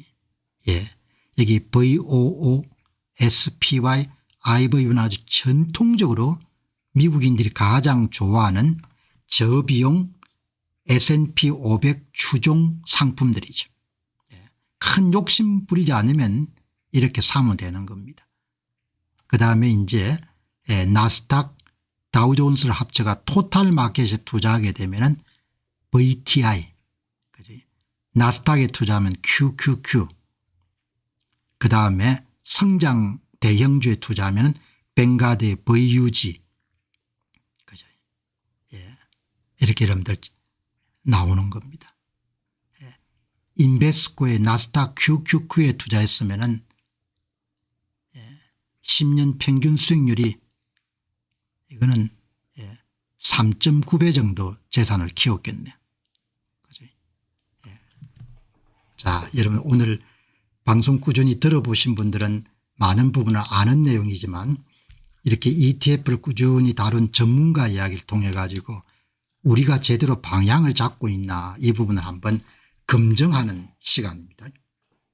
자, 미국 시장은 우상향하죠. 예, 우상향. 코스피 5천에 가겠다. 그건 뻥일 가능성이 엄청 높죠. 그런 기적은 일어나지 않는 거죠. 예. 숫자가 말하는 거죠. 미국 시장은 5년, 10년, 20년, 30년, 100년 평균 성장률을 구할 수가 있지 않습니까? 우상향 시장. 기업이 돈을 남겨야 되는 거죠. 기업이 돈을 남기려면 혁신을 할 수 있어야 되고, 혁신을 할 수 있으려면 여러분들 인력도 조정이 가능해야 되고 사업도 조정이 가능해야 되는 거죠. 그게 불가능한데 여러분들 뭐죠? 코스피가 5천이 되겠다. 그거는 뭐 뻥인 거죠. 그래도 그 뻥을 믿는 사람이 많은 겁니다. 오늘도 여기 ETF 전문가 이야기를 한번 들어보시기 바랍니다. 나스닥 시장이 어떻게 성장했는지 한번 보시기 바랍니다. 이 보시죠. 나스닥 수익률 1986년 이래로 인플레이션을 포함한 나스닥의 연평균 수익률은 18.1%입니다. 어마어마한 거예요. 그러나 완전히 여러분들 나스닥이 폭락하는 경우도 있는 겁니다. 닷컴 위기 이럴 때 이때 시장을 떠난 사람들은 뭐 할 수가 없는 거죠. 회복될 때 수익을 챙기기는 어려웠을 겁니다. 1986년부터 붉은색이 있는 것은 여러분들 하락한 겁니다. 36.8%가 여러분들 기본적으로 빠지는 겁니다. 이걸 뭐 별로 대수롭게 아껴 생각해야 됩니다. 41.9% 글로벌 금융위기일 때 41.9%까지 떨어진 겁니다. 이거는 뭐 이런 걸 그냥 이때 이런 여유 자금이 있으면 더 살 수 있을 정도의 담력과 용기와 지혜가 있으면 그 사람은 타고난 여러분들 주식 투자자는 거죠. 이렇게 나스닥 리턴인 겁니다. 나라 일은 관심을 갖고 노력을 해야겠지만 과실이 별로 따르지 않는 겁니다. 수많은 사람들이 함께 결정하는 것이기 때문에. 한국은 시간을 많이 놓쳤습니다. 시간을 아주 많이 놓쳤습니다. 뭐 너나 나무랄 것 없이 온인한 근 세월을 어마어마하게 놓친 겁니다. 다 뭐 이렇게 뭐 자기 이야기하고 변호하고 싶은 이야기 있겠죠. 뭐 몸이 아파서 그랬고 그때 잠시 외출을 했고 그때 내가 머리가 좀 아파가지고 아스피린을 먹고 있었고 뭐 그렇게 여러분들 다 이야기를 할 수 있습니다. 그때 내가 피치 못해가지고. 그러나 결과는 나온 겁니다. 결과는 지금 상황까지 온 겁니다. 지금 상황까지. 뭐 지금 여기에서 뭐 더 이상 노력해가지고 미래 일이기 때문에 뭐 불가능하다 그렇게 이야기를 할 수가 없죠. 그렇지만 많이 어려워진 겁니다. 그러나 지금 이렇게 우리가 지금 다루고 있는 투자는 자기가 똑똑하면 과실을 챙길 수가 있는 겁니다. 그래서 현실 도피가 아니고 달러와 자산을 가져야 그래야 자기를 보호할 수 있고 자식들을 보호할 수 있다는 거죠.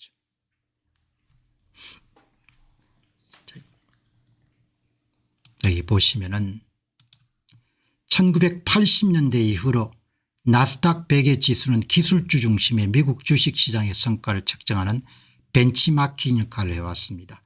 나스닥 100은 나스닥 증권거래소에서 상장된 100개의 가장 크고 활발하게 거래되는 비금융 기업들의 성과를 측정하는 주가지수입니다. 18% 정도 성장해 온 겁니다. 한번 보시죠. 이 지수가 1985년부터 시작됐네요. S&P 500은 1957년 나스닥 100은 100개, S&P5는 500개. 예. 성과가 떨어지면 이제 이에서 이름들 쫓아내죠.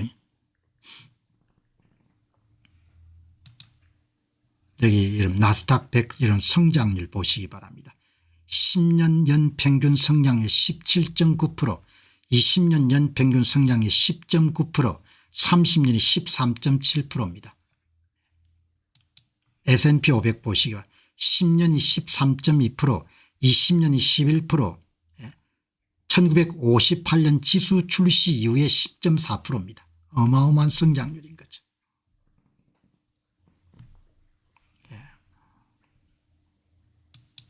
가장 추천할 만한 목록은 이거죠. 이건 이제 오늘 이분이 테크놀로지 ETF를 소개한 겁니다. 기술주 ETF. 기술주 ETF의 여러분들 가장 대표주자 가운데 하나가 VGT입니다. 뱅가드 테크놀로지 ETF. 뱅가드 T의 VGT. 성장주 ETF는 VUG죠.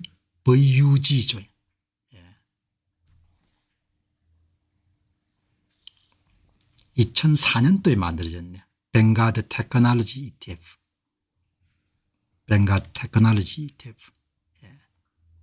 여기 보시면은 여기에 VGT 여기 있네. VGT, XLK, FTC. 세 개 중에서 내보고 고르라면 FTC를 고르겠죠. 운용수수료가 가장 낮고 약간 높으니까 성장률이. 미국 기술주 ETF. 그다음에 이제 한국 분들이 본능적으로 많이 좋아하는 미국의 배당주 ETF. 또 이분이 깔끔하게 정리했네요. 슈더. 그다음에 블랙록에서 유지하는 DGRO. 이것도 많이 사죠. 뱅가드에서 VYM. 그래도 진짜 많은 사람들이 뱅가드 제품을 사네요. 여기에 한국 분들이 가장 좋아하는 상품 중에 하나죠. 배당 성장주. 720억 불이네요. 자산운용 규모가. 그래도 뱅가드가 더 큽니다. 1320억 불. 배당률이 3.87%, 2.57%. 운용수수료는 0.06, 0.06. 5년 수익률 증가율이 14.1%, 11.7%. 배당이 꼭 필요하지 않으면 슈드는 사면 안 될 것 같아요. 가나면 성장주 이렇게 그렇게 높지 않지 않습니까? 연평균 수익률이. 그지? 이걸 디비던드 ETF, 배당 ETF입니다. 자, 다음에 여러분 강자로 떠오르다. 운용수수료가 좀 높고 전문가들이 취사 선택을 어디에 투자할 건지 많이 개입하는 것을 우리가 액티브 펀드라고 하죠. 지금 여러분에 소개해드린 이런 펀드들은 전부 다 패시브 ETF죠. 수동적 ETF고 지수에 따라서 그냥 자동적으로 그렇게 되도록 하고 사람들이 개입해 가지고 수수료를 많이 받는 대신에 수익률을 높이는 그런 종류를 액티브 ETF라고 하지 않습니까? 액티브 ETF. 오늘 한번 참조할 만한 그런 게 나와 가지고 이 로스앤젤레스의 캡달 그룹이라는 그런 오랜 기간 동안 뮤추얼 펀드를 운영하는 그런 금융 그룹이 있네요. 성과가 상당히 좋네요. 한번 참조하시기 바랍니다. 이게 오늘 이제 이분 자료를 보다가 발견한 아주 귀한 정보인데 이 캡달 그룹에 원래 뮤추얼 펀드를 하다가 뮤추얼 펀드보다도 뮤추얼 펀드는 여러분들 일단 돈을 넣으면 대부분 폐쇄형 펀드지 않습니까? 공개적으로 거래되는 것이 아니고 그런 자산운용 노하우를 활용해 가지고 ETF를 만든 겁니다. 2022년도에. 그중에 가장 유명한 건 CGDV, CGGR, CGUS인데 성장률이 의외로 높네요. 성장률이 3년 연평균 성장률이 23.5%, 25.2%, 20.5%. 그런데 수수료가 조금 비쌉니다. 0.33%포인트, 0.39%포인트, 0.33%포인트. 지금 아마 제가 소개한 것 중에서 액티브 펀드를 처음으로 소개하는 것 같습니다. 좀 그런 전문가들이 많이 개입해 가지고 적극적으로 관리하는, 이 정도면 상당한 거거든요. 대단히 여러분들 제가 볼 때는 우수한 펀드 같아요. 그리고 제가 주목하는 것은 2021년도에 여러분들 출시가 됐는데 사람들이 다 똑똑한 겁니다. 자산 운용 규모가 상당히 크네요. 210억 불, 150억 불, 70억 불. 그 이야기는 인기가 있다는 겁니다. 사람들이 안다는 거죠. 보시죠. 자본 캡탈 그룹은 조용히 ETF 세계에 탄탄한 입지를 구축하고 있습니다. 캡탈 그룹은 자산 운용액이 80억 달러로 얼마 전에 1조 달러를 넘어선 모양입니다. 12규모의 발행사로 단 25개 ETF만 보유하고 있지만 라인업이 얼마나 빠르게 확대되는지를 보여줍니다. 3년간 20% 이상의 수익률을 올린 겁니다. 대단히 여러분들 우수한 ETF네요. 그리고 수수료는 좀 높지만 액티브 펀드를 원한다 그렇게 하면 한번 선택해 볼 만큼 괜찮은 그런 상품이냐. 그 노하우가 오랫동안 뮤추얼 펀드를 운영한 그런 노하우를 적극적으로 활용한, 이게 한번 보시죠. 상당합니다. 여기에 성장주만 모은 CGGR 1년 평균 수익률이 33%, 2년이 36%, 3년이 25%, 출시한 이후에 2022년 이후에 거의 19%입니다. 대단히 우수한 펀드인 거죠. 그죠? 어마어마하게 여러분들 우수한 펀드를 오늘 소개하는 겁니다. 물론 이런 펀드들은 여러분 전부 다 패시브 펀드입니다.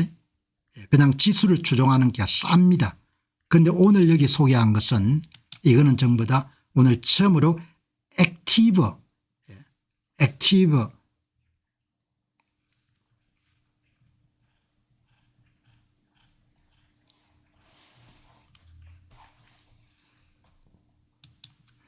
봉선하님, 트럼프가 대공황을 일으킨대요. 그런 이야기는 또 어디서 들어서 글로 올립니까? 아무거나 들으면 영혼이 어지러우니까 잘 가려 들으시기 바랍니다. 아무 이야기나 그냥 올리는 건 옳은 일이 아니니까.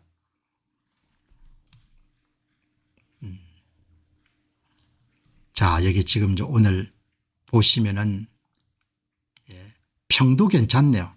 CGGR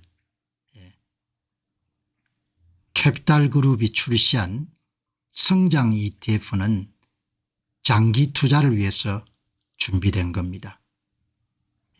CGGR은 장기에 걸친 대단히 뛰어난 투자로 지금 탈바꿈하고 있습니다. 아주 평들이 괜찮네요. 1조 달러를 넘어섰네요. 액티브 운용 ETF 운용자산 1조 달러 돌파. 월스트리트 상장지수펀드 산업이 운용자산 1조 달러를 돌파하며 중요한 이정표를 세웠습니다. 로스앤젤레스 기반은 액티브 운용 ETF는 전체 ETF 자산의 약 10%를 차지하고 있습니다. 액티브 펀드의 자산 규모는 불과 18개월 동안 2배로 증가했습니다. 엄청나게 사람들한테 인기가 있다는 거네요. 이것은 시장 지수를 추종하는 패시브 ETF에 계속해서 훨씬 낮은 운용수수를 제공하고 있는 상황에 나타난 주목할 만한 성장입니다. 시장의 전반적인 트렌드는 패시브 ETF로 가는 추세인데 그중에서 여러분들의 액티브 운용 ETF가 굉장히 두각을 나타내네요. 굉장히 괜찮은 상품 같습니다. 이게 여러분들 이 캐피탈 그룹이 출시한 2022년에 출시한 상품입니다. 캐피탈 그룹 글로스 ETF. 괜찮은 상품이네요.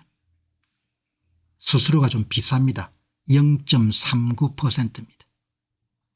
2022년에 출시돼가 이런 3년 만에 159억 달러를 고객을 얻었다는 것은 대단히 인기가 있다는 겁니다. 투자한 걸 보니까 그렇게 큰 차이는 나지 않는데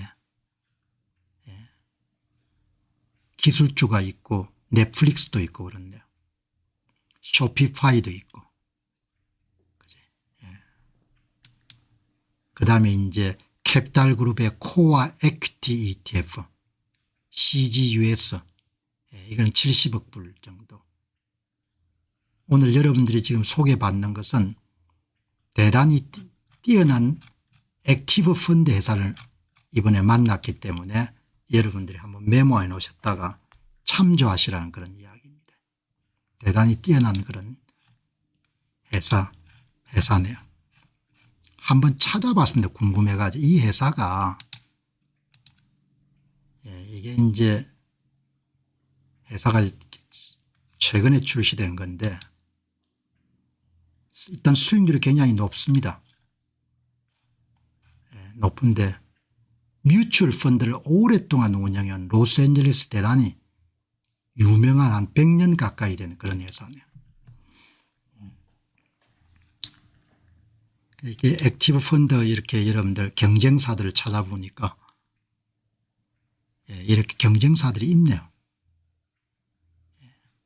수수료가 좀 비싸고 전문가들이 깊숙이 개입하는 그런 펀드죠. 참조하시기 바랍니다.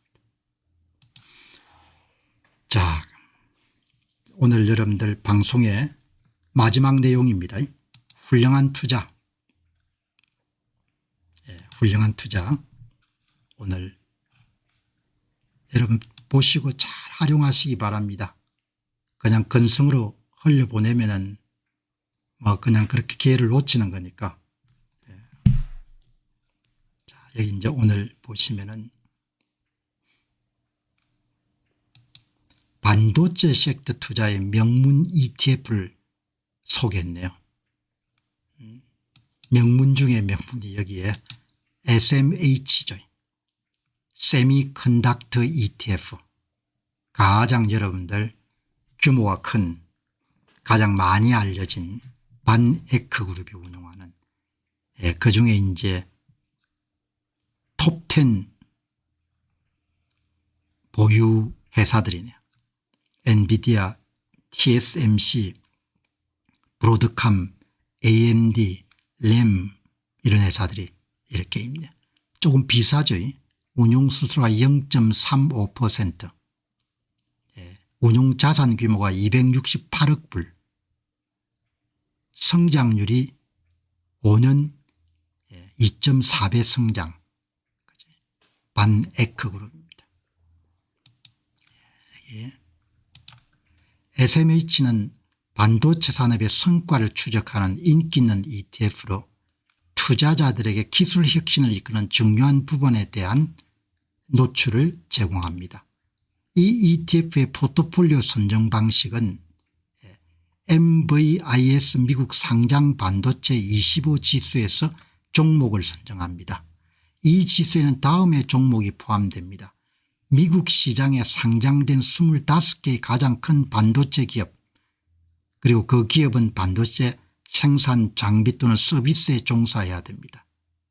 이런 요건을 만족하는 25개 기업 가운데 10개가 여기 지금 소개가 되어 있는 거죠.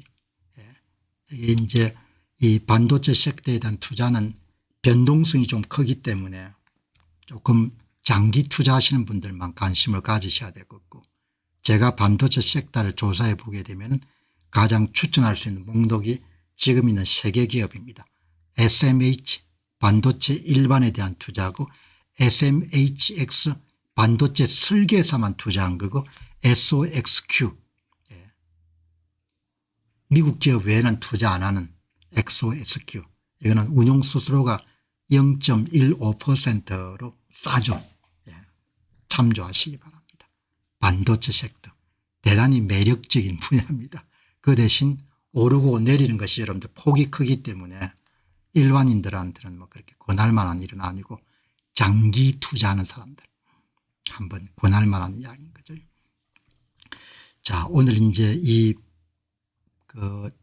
전문 플랫폼을 운영하시는 분이 명실상부한 ETF의 대중화의 기수가 뱅가드라는 회사죠. 이 뱅가드의 대표 상품, 그러니까 뱅가드 상품들 수백 개 가운데 가장 사람들이 많이 산 상품 목록 이름 이렇게 딱 정리되어 있는 겁니다. 뱅가드 ETF. 운용 규모가 이렇게 싼 겁니다. 운용 수수료가 VOO S&P 500 추종 ETF죠. VTR S&P 500 외에 나스닥 다우존스 등을 포함한 토탈 마켓에 투자하는 거 VTR 0.03 그다음에 S&P 500 가운데 성장주를 특별히 엄선해가 투자하는 것 0.04%. 이 투자회사가 507개에 투자하고 3,503개에 투자하고 그다음에 167개 투자하는 겁니다. 그러니까 이 숫자가 적으면은 수익률이 조금 더 높죠. 15.3% 15.9%. 그죠. 눈 감고 할 수 있는 투자가 VOO, VTR, VUG죠. 뱅가드의 대표 상품을 여러분 보셨고 그다음에 이제 이렇게 하다 보면 뮤추얼 펀드라는 용어가 굉장히 많이 나옵니다. 그런데 뭐 일반 우리 같은 그런 투자자 입장에서 보게 되면 뮤추얼 펀드는 일단 사고 나면 폐쇄형 펀드이기 때문에 팔거나 이런 부분이 조금 불가능한 건 아닌데 조금 불편하죠. 그래서 요즘에는 대체로 전부 다 ETF를 공개 펀드를 사고 파는 것이 자유로운 쪽으로 가는데 오늘 마침 이분이 잘 정리를 해놨네요. ETF와 뮤추얼 펀드가 어떻게 다르냐. ETF의 특징, 뮤추얼 펀드의 특징, 그다음에 공통점 한번 보시죠. ETF 특징은 주식처럼 거래소에서 거래된다. 하루 종일 사고 팔 수 있다. 운용 수수료가 싸다. 뮤추얼 펀드는 펀드에서나 중개인을 통해 구매해야 된다. 운용 수수료가 더 높다. 대부분 얼마 이상 투자해야 된다. 요즘에 인기가 별로 없습니다. 뮤추얼 펀드 시대가. 공통점은 분산 투자를 한다. 전문가에 운용된다. 이렇게 된 거죠. 그래서 요즘에는 여러분 대체로 보면은 패시브 ETF가 뮤추얼 펀드를 대체하는 이유 쌉니다. 싸고 그다음에 여러분들 투명하죠. 시장에서 계속 거래가 이루어지게 되니까. 미국의 오리지널 여러분 ETF를 사는 장점은 여러 가지가 있겠지만 누가 저한테 물어보게 되면은 첫 번째는 달러화 자산을 가질 수가 있고 달러를 그냥 자기가 갖고 있는 겁니다. 자기 집은 원화 자산이지만 두 번째는 펀드 운용이 좀 더 투명할 거라고 제가 예상하는 겁니다. 펀드 운용이. 펀드 운용이 좀 더 투명하게 운용될 가능성이 높다는 거죠. 뭐 그렇다 이러면 한국 증시에 상장된 ETF가 투명하지 않다는 이야기는 아니고 내가 직관적으로 이해할 때 더 투명하게 운영될 가능성이 높다 이렇게 보는 거죠. 자, 그리고 이제 앞에서 나왔던 것처럼 지수를 추종하는 패시브 ETF하고 전문가들이 많이 개입하는 액티브 ETF. 그 내용은 액티브 ETF는 펀드 매니저가 시장 상황을 예측하고 종목을 선택하여 시장 수익률을 능가하는 것을 목표로 합니다. 하지만 현실적으로 시장을 꾸준히 이기는 것은 매우 어렵습니다. 여러분 굉장히 중요한 이야기가 나왔습니다. 보통 사람이 갖고 있는 지력을 가지고는 매번 시장 평균을 이기기가 힘든 겁니다. 그래서 펀드 투자를 하는 게 좋다는 거 보는 겁니다. 그래서 시장의 대세도 대부분 다 어디로 넘어간다? 저비용의 패시브 투자로 넘어가는 겁니다. 액티브 투자보다. 자, 그렇게 여러분들 정리하시면 좋을 것 같고 그다음에 여러분들 뭐 다 아는 거지만 S&P 500에 투자하는 거하고 토탈 마켓에 투자하는 것 이걸 여러분들 여기 오늘 대표 사례로 벵가드 제품을 가지고 소개해놨네요. 예. 아주 이분이 쉽게 S&P 500 시장의 지수를 추종하는 VOO하고 토탈 마켓을 이름 추종하는 VTR을 구분한 겁니다. 예.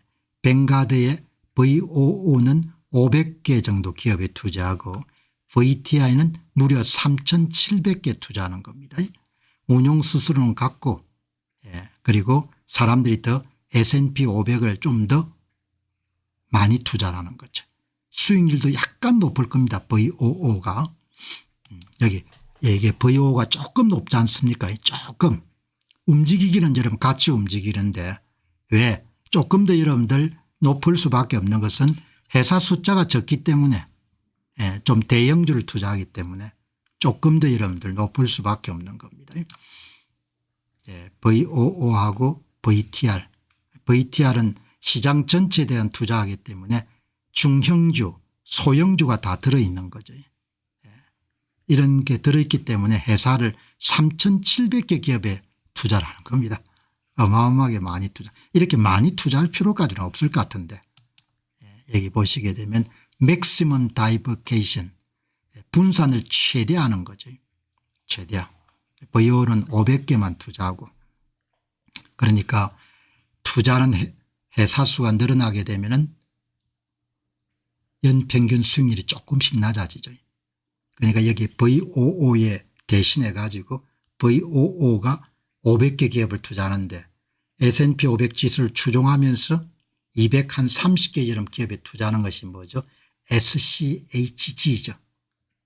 그거는 또 한 2% 정도 VOO보다 연평균 수익률이 높겠죠. 그죠? 자, 그렇게 이런 보시면은 이렇게 아주 간단하게 소개해 주니까 굉장히 고맙네요. 그 다음에 이제 여러 번 섹터 투자를 할 때는 굉장히 주의해야 된다.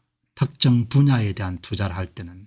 그래 투자 초심자는 그냥 시장 일반에 대한 S&P 500이나 이런 것에 투자하지 섹터 투자는 조금 상가하는 게 좋겠다. 그렇게 이야기했지 않습니까? 이 섹터 투자에 관한 내용을 오늘 이분이 잘 정리했네요. 섹터 투자. 섹터 투자입니다. 10년간 성과입니다. 이 한번 보시죠. S&P 500이 시장 평균이 1.9배 자산이 늘어난 겁니다. 기술 분야를 투자했으면 5.1배, 파이낸스 분야는 1.58배, 헬스케어 분야는 0.78배, 에너지는 2.2배, 0.2배, 커뮤니케이션 분야는 1.13배, 재량 소비재 분야는 1.86배, 에너지 분야는 1배 이렇게 나오지 않습니까? 부동산은 리저에 ETF 투자했으면 0.4배 굉장히 낮았네요. 그죠? 예. 여러분 이게 뭘 이야기하죠? 섹터 투자에 하려면 그냥 기술주에 하든지 아니면은 시장 일반에 투자하는 게 낫겠다는 거죠. 리스크 감당할 필요가 없이. 그죠? 예. 뭐 이렇게 딱 통계가 이야기해 주는 겁니다. 고수익률을 노리고 섹터 투자를 해야겠다 그렇게 하면 기술 분야에 투자를 하라는 거죠. 예. 나머지 분야는 별로 재미가 없다는 겁니다. 나머지 분야에 할밖에야 시장 일반인 S&P 500에 VOO나 SCHG를 투자하는 게 낫겠다는 거죠. 그렇게 딱 정리가 되지 않습니까? 그 다음에 이제 오늘 이 굉장히 중요한 정말 여러분들 정성을 들여 가지고 만든 이렇게 숫자를 항상 보고 우리가 움직여야 될 것 같아요. 그러면은 감정이라든지 마케팅 같은 데 그렇게 좌지우지가 안 되는 거죠. 예. 그 다음에 이제 자주 이야기했던 분야가 하나 나왔네요. 예. 여기에 SCHG 투자. 마침 보니까 이게 나오네요. US 글로스 리더. 예. 그렇게 표현했네요. 예. 대표적인 글로스 리더. SCHG 229개 기업에 투자했네요. S&P 500 기업 가운데서도 거의 절반인 229개. 자산 운용 규모가 454억 불, 운용 수수료가 0.04%, 5년 연평균 5년 동안 자산을 1.2배 정도 불린 겁니다. 예. SCHG. 예. 훌륭한 ETF 같아요. 그러니까 이런 데서도 예, 이렇게 소개를 하죠. SCHG는 낮은 비용으로 운영되는 패시브 ETF로 다우존스 미국 대형 성장주 종합시장 지수를 추종하는 것을 목표로 합니다. 이것을 통해 투자자들은 평균 이상의 매출 및 수익 성장을 보이는 가장 대형 미국 기업에 투자할 수가 있습니다. 예. 그렇죠? 자, 오늘 여러분 어제 토요일하고 일요일 날 ETF 투자에 대한 부분을 조금 더 몰아가지고 한번 살펴봤습니다. 예. 자, 오늘 방송 마무리하고 또 내일 새 주제 가지고 여러분 찾아뵙도록 그렇게 하겠습니다. 좋은 하루 되시기 바랍니다. 고맙습니다.